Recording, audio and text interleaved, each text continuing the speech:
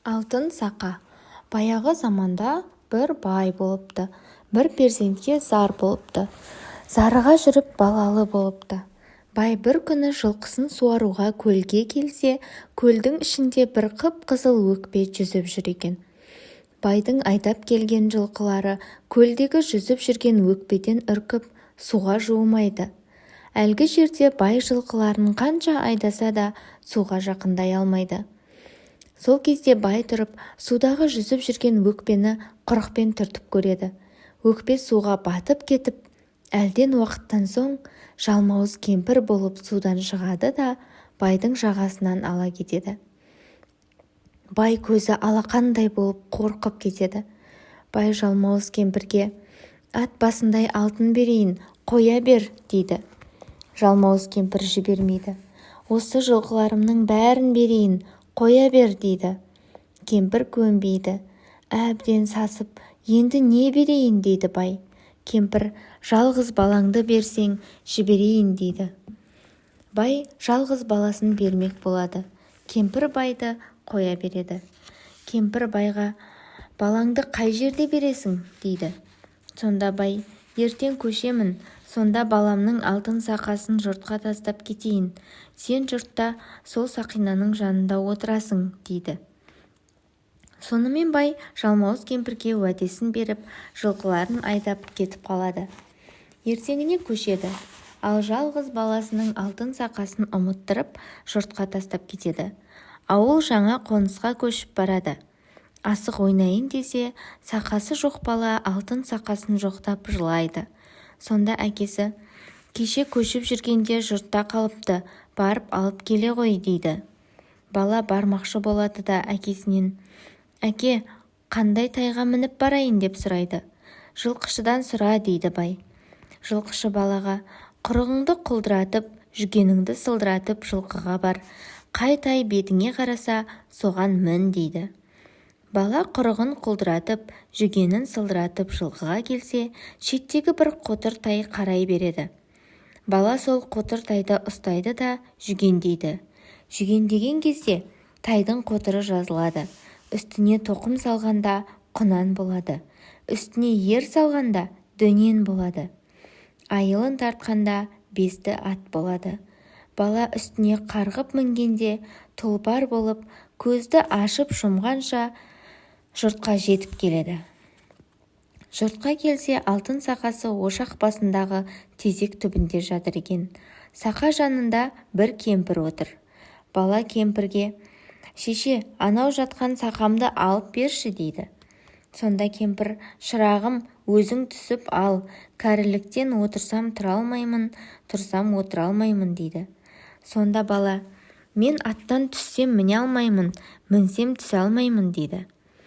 Сонда баланың астындағы тайы сақаның жанына жата қалады.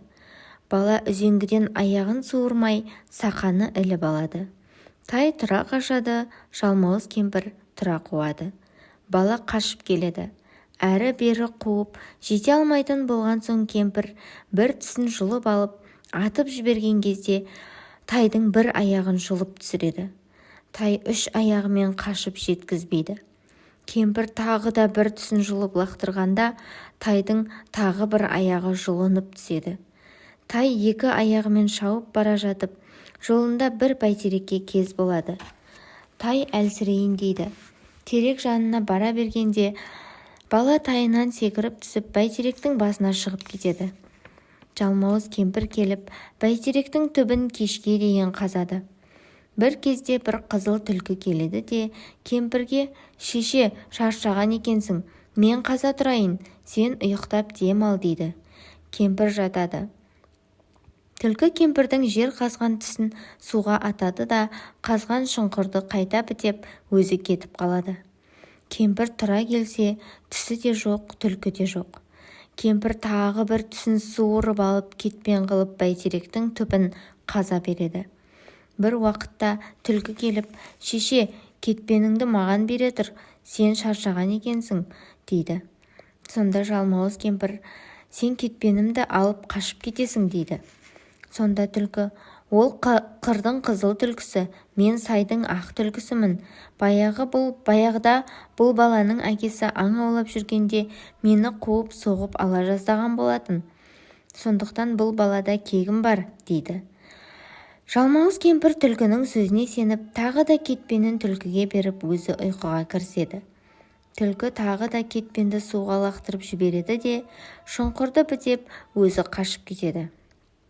Кемпір тұрса, кетпені де жоқ, түлкі де жоқ. Алда, ойбай-ай, алдаған екен ғой, деп тағы да бір түсін суырып кетпен қылып, бәйтеректің түбін қаза береді. Сонда кемпір аузын ашса, бірақ тісі қалыпты.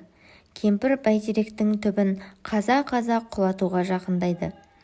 Бір заманда баланың төбесінен бір топ қарға өтеді.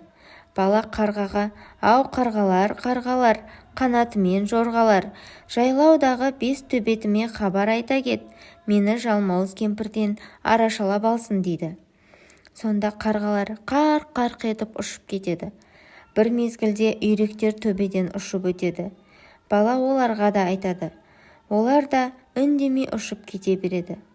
Бір мезгілде бір қарлығаш бәйтеректің төбесінен арлы-берлі ұшып жүреді де, баланың төбесіне келіп қонады. Бала қарлығашқа жылап тұрып сырын айтады. Бұрын бала қыстаудағы ұя салған қарлығаштың балапандарына тимей, бұларды жақсылап өсіріп ұшырып жібереді екен. Сондықтан бала қарлығашпен дос екен. Сонымен қарлығаш баланың төбеттеріне тапсырғанын айтып барады. Осындай пәлен жердегі бәйтеректің басында бала тұр. Бәйтеректің түбін жалмауыз кемпір қазып жатыр. Енді құлатуға таяу тұр, дейді қарлығаш баланың төбеттеріне. Мұны естіген төбеттер шапқаннан шауып отырып бәйтерекке келеді. Сол кезде бәйтерек те жерге құлайды. Баланың төбеттері жалмауыз кемпірдің қолын қол, бұтын бұт қылып, жүн-жүнін шығарып талап тастайды. Бала төбеттеріне кезек-кезек мініп, еліне аман сау қайтады. Баланың жалмауыздан аман сау құтылып келгеніне әке-шешесі қатты қуанып, ел жұртын жиып үлкен той жасайды.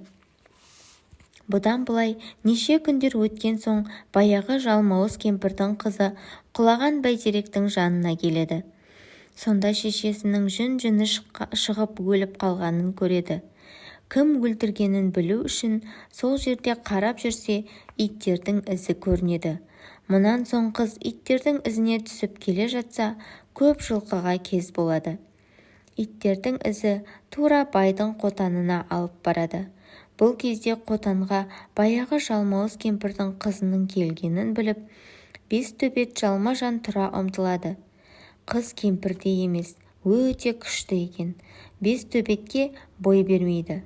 Сол арада оны бала садақпен атып, қыздың көзін шығарады. Садақпен екінші атқанда қызды өлтіреді. Сөйтіп жалмауыздан бір жола құтылады.